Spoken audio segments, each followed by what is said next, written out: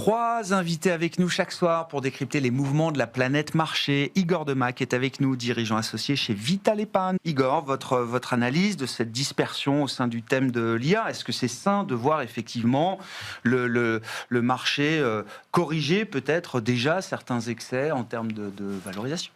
Le marché, il applique le principe fondamental du capitalisme, c'est la rentabilité des capitaux employés. Et là, c'est la seule question qui aujourd'hui doit être posée, puisqu'on ne peut pas vraiment répondre à, moi je pense, est-ce que c'est une véritable révolution, l'intelligence artificielle, parce que je pense que c'est plus le prolongement des grands réseaux et de la fabrication des data. Et là, on est dans l'utilisation de la data, puisque tous ces réseaux et tous ces clients ont fourni de la data à toutes ces entreprises. Et là, on est juste dans la monétisation, l'exploitation informatique. Donc, je crois que la question aujourd'hui, elle demeure. Il y a 600 milliards d'euros prévus d'investissement par les grands GAFAM. On ne sait pas trop quel sera le retour sur capital employé, le fameux ROCE. Et c'est ça qu'un investisseur, à la fin, veut voir dans son panier. C'est pour ça qu'il a fait volte-face en 2000, parce qu'il y avait trop d'investissements. Mais à l'époque, c'était une vraie révolution technologique. Oui, mais il y avait on partait d'une base installée informatique très faible. Il n'y avait pas de retour avant quelques années. Donc, moi, je pense que la question prévaut toujours. Il ne faut pas retourner tout de suite. Évidemment, il faut faire du picking. Il y a des sous-thèmes, la cybersécurité, qui restent des grands sujets. Là, on est clairement dedans. Mais nous, on avait déjà utilisé un ETF équipondéré sur le S&P 500. Je pense que les trop grandes concentrations sont des gros dangers pour tout investisseur. C'est d'ailleurs pour ça que nous, quand on a des fonds UCITS, on a des règles de concentration, c'est fait pour. Ouais. Et qui dit diversification ne dit pas non plus dispersion trop importante, ni trop grande concentration. Donc il faut avoir un équilibre. Ne pas oublier que la tech américaine, c'est le bras non armé, entre guillemets, de la puissance américaine. Donc, prédire comme la décrédibilisation du dollar, la chute de la tech américaine, ça serait très prétentieux. Dans le monde actuel, une administration américaine comme celle qui est en place aujourd'hui ne peut pas se permettre que ces champions de la tech soient à terre boursièrement. Non, et puis de toute façon, collectivement, c'est un partnership, les États-Unis. Donc tout le monde signe en bas du drapeau, que vous soyez démocrate ou républicain. Et donc aujourd'hui, je ne prédis pas un crack de l'intelligence artificielle, mais je dis en termes de valo, de consommation de capitaux, c'est des masses qui sont aujourd'hui très importantes. Et on est arrivé au moment où... On n'a pas la capacité de valoriser la rentabilité. Donc on dit, j'ai fait 30, 40, 50, 60% de perf. Ne pas oublier la notion de perf engrangée aussi chez un portfolio manager, un gérant, même un gestionnaire de fortune. Là, il y a encore des perfs très importantes. Donc ça incite à prendre des profits et à se dire, je reviendrai quand l'industrie sera un petit peu moins chaude et qu'on aura des meilleures données sur la monétisation de ces solutions d'intelligence artificielle. Et sur la disruption, le marché, depuis l'été dernier, notamment, est assez obsessionnel sur les perdants de l'IA. Et c'est vrai que cette obsession est encore confirmée, vous le disiez, par la sortie d'un nouveau modèle chez Anthropic, mais il y en aura demain un chez OpenAI, chez Google ou d'autres, etc.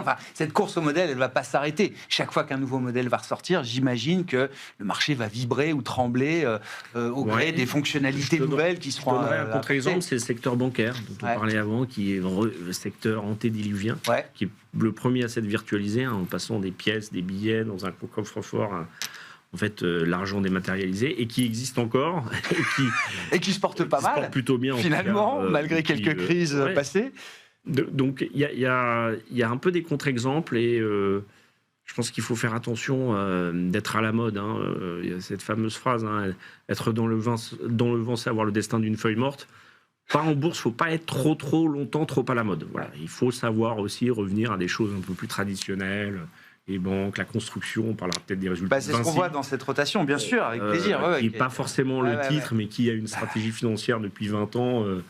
Et c'est au plus haut. Immaculé. Et c'est au plus haut. Là, il n'y a pas trop d'histoire d'intelligence artificielle pour les autoroutes. Au-delà du fait que les banques sont un secteur traditionnel qui a survécu aux grandes crises qui ont pu se matérialiser d'ailleurs ces dernières années, je veux dire, est-ce que ça en fait pour autant un secteur gagnant de l'IA? Est-ce qu'il y a cette idée-là qu'on pourrait avoir une prime IA aussi peut-être dans des secteurs comme un secteur financier, par exemple? Plutôt que c'est un secteur assez vertueux, parce que les banques sont celles qui ont le plus d'informations sur nos vies. Ah ça.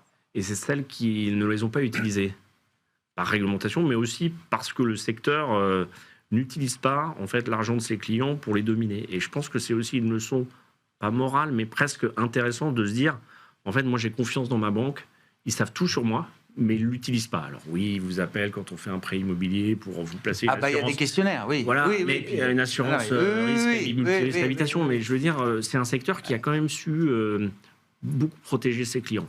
Après... Oui, avec une réglementation qui les a bien incités à le faire aussi. Oui, mais c'est plutôt un secteur très bien menté. Ouais. Hein. Le secteur financier, avec le secteur pharmaceutique et les effets secondaires de tous les médicaments, je pense que c'est là où il y a les plus grandes mentions de prudence. Mais vous dites l'actif confiance, il est au cœur de tout, mais pour le secteur bancaire... Moi, je pense que c'est une des clés de la performance de BNP. Aujourd'hui, culture du risque, de résultats. Après, il y a toujours des provisions, il y a des cycles, c'est des secteurs qui surfinancent la croissance, sous-financent la récession. Un peu moins qu'avant, mais voilà, c'est un bon contre-exemple. Qu'est-ce qu'a fait l'IA sur les banques? Bon, pour l'instant, les fintechs, pas grand-chose. Non, c'est vrai. Assez immune par rapport à toutes ces nouvelles technologies. En tout cas, elles sont capables de les intégrer aussi. Il y a quand même Revolut, il y a quand même plein de choses que les jeunes utilisent et bien tout. sûr. Mais je pense qu'en Europe, en tout cas, on a un secteur très bien réglementé. Bon, on peut... vous citiez Vinci tout à l'heure, Igor. Je veux bien qu'on... Alors, il y a Kering aujourd'hui. Je veux bien qu'on dise un mot de Kering. Il y a eu Stellantis en fin de semaine dernière. Choc massif, évidemment. Mais Vinci, très belle publication. Le titre prend 10%, je crois, de mémoire sur la publi. Ouais, au plus haut. Alors, je regardais l'historique de dividendes par action depuis 2015. Donc, ça ne cesse de croître. On était à 1,84 €. Là, on est à 5 €. Modulo 2019-2020. Où ça a été abaissé, même si le free cash flow était là. Hein. Donc un pur aristocrate du dividende. Quoi. Oui, avec une stratégie financière qui s'est construite autour du métier de la construction, faible marge, gros carnet de commandes, risque d'exécution, pas énormément forcément de visibilité sur tous les segments, même avec un carnet de commandes, parce que le problème du carnet de commandes, c'est qu'on ne sait pas trop la marge. C'est du chiffre d'affaires, mais on ne connaît pas trop la marge, en tout cas en tant qu'investisseur. Ouais. Et puis les concessions dont on dit chaque année qu'elles vont être reprises par l'État, et puis là on a vu un avenant à la concession de Cofiroute. Donc un modèle qui est aujourd'hui plus étranger, européen que français, et une stratégie financière où on a un levier de 1,5, alors que on a des actifs qui sont très lourds, qui ont demandé beaucoup de capitaux, mais qui rapportent, et où il y a une croissance entre 0 moins 1 sur la construction, et puis 5, 6, 7 pour des concessions autoroutières et aéroportuaires. Donc, là, on orthodoxie financière, quoi. Ouais. Je crois que le directeur financier, c'est le plus ancien de tout le CAC 40, monsieur Labéry. Il doit avoir une vingtaine d'années à ce poste. Donc, ça veut aussi dire qu'une stratégie... ça demande du temps, pas 100 ans. Je reviens là-dessus, c'est que jamais on doit acheter un papier à 100 ans. Je veux dire, on ne prête pas de l'argent à 100 ans à quelqu'un. Moi, c'est mon point de vue. Après, c'est des histoires d'arbitrage, de duration, mais c'est aussi un peu des signaux, tout ça. C'est des signaux que les gens font un peu n'importe quoi. Parce que quand on reparle de sujets comme Stellantis, il y a des boîtes qui peuvent disparaître à coût de provision à 22 milliards d'euros, même s'il n'y en a que 6,5 en cash. Ça fait quand même, on en prend 3 et la CAPI, c'est 0. Donc il faut faire attention. Ces sociétés, elles n'existaient pas il y a 25 ans non plus. Je pense qu'il faut quand même rester très proche de la réalité macro et micro quand on fait de l'investissement. Et donc face aux 100 ans de Google, il y a Vinci, quoi. Ouais, oui. Non, mais c'est un peu... je crois que la concession d'Eurotunnel, à l'époque, c'était 85 ans. On est dans les mêmes ordres d'idées, mais on a des biens physiques qui sont beaucoup plus compréhensibles et valorisables. Alors certes, il y a un cadre réglementaire. Enfin, l'intelligence artificielle peut être réglementée aussi à un moment ou à un autre. J'espère qu'elle le sera, parce qu'elle fait quand même peur. Et puis, si on parle de publications un peu terribles, c'est Stellantis. Ouais. Donc là, c'est la panne électrique géante. Ça veut dire aussi que, finalement, là aussi, c'est une histoire de capex. C'est une histoire d'accélération, d'emballement sur la voiture électrique, peut-être même un peu tard. Et avec une réglementation qui a incité à ça aussi. Oui. Là, autant on a bien réglementé nos banques, autant je crois que le secteur automobile, on était leaders mondiaux. Je crois qu'on a pas été très... Carlos Tavares a finalement s'est battu, a capitulé face à cette réglementation en impulsant cette accélération dans l'électrique. Mais là, comme on en parlait avant, c'est 170 milliards d'euros de chiffre d'affaires qui va baisser, probablement, parce que la vente de voitures c'est quand même compliqué pour 20 milliards de capi. Alors, il n'y a pas encore de dette, mais il va y en avoir parce que là, il y a beaucoup de restructuration. Bon, là, je crois qu'on est un peu dans l'excès. Mais on est dans l'excès. Point bas Covid, hein. Ils sont revenus à 6 euros, 6,50 €, c'est le point bas de la période Covid. On a toujours évoqué ensemble, c'est des plateformes industrielles mondiales. Ouais. Ça n'existe pas beaucoup dans les industries d'avoir des plateformes industrielles mondiales. Il y a l'aéro, l'automobile qui sont capables de déployer effectivement. Avec le thème des émergents, qui est un thème que nous poussons et qui a bien marché là récemment, c'est dans ces pays-là, il y a de la population, des bases industrielles très larges, puisqu'en Europe, on ne veut plus construire, plus personne ne veut avoir d'usine et il n'y a plus de bases ouvrières. Bases industrielles très larges, population et matières premières.